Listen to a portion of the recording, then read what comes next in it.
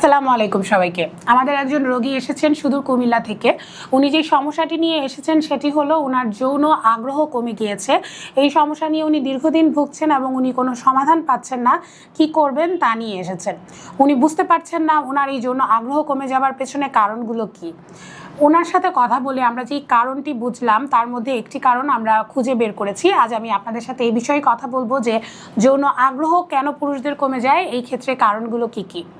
প্রধান যে কারণ সেটি হলো পুরুষের প্রধান সেক্সুয়াল হরমোন টেস্টোস্টেরন এটি যখন কমে যেতে থাকে তখন কিন্তু যৌন আগ্রহ কমে যায় বা যৌন দুর্বলতা দেখা দেয়। দ্বিতীয় হলো প্রোল্যাক্টিনের লেভেলটা বেড়ে যাওয়া, এই ক্ষেত্রেও কিন্তু যৌন দুর্বলতা দেখা দিতে পারে। তৃতীয়ত যারা দীর্ঘদিন যাবৎ হস্তমৈথুন বা মাস্টারবেশন এই অভ্যাসটি করে ফেলেছেন তাদের ক্ষেত্রে যৌন আগ্রহ কমে যায় বা যৌন দুর্বলতা দেখা দেয়। পরবর্তীতে যে কারণটি বলবো সেটি হলো যারা দীর্ঘদিন যাবৎ ধূমপান, অ্যালকোহল নেওয়া ইত্যাদি নেশা জাতীয় দ্রব্যাদি নেওয়ার পিছনে ছুটছেন বা এই অভ্যাস করে ফেলেছেন তাদের ক্ষেত্রে কিন্তু যৌন আগ্রহ কমে যায়। যারা দীর্ঘদিন যাবৎ ডায়াবেটিস বা বহুমূত্র রোগের জন্য ঔষধ সেবন করছেন তাদের ক্ষেত্রেও কিন্তু যৌন আগ্রহ কমে যায় বা যৌন দুর্বলতা দেখা দেয়।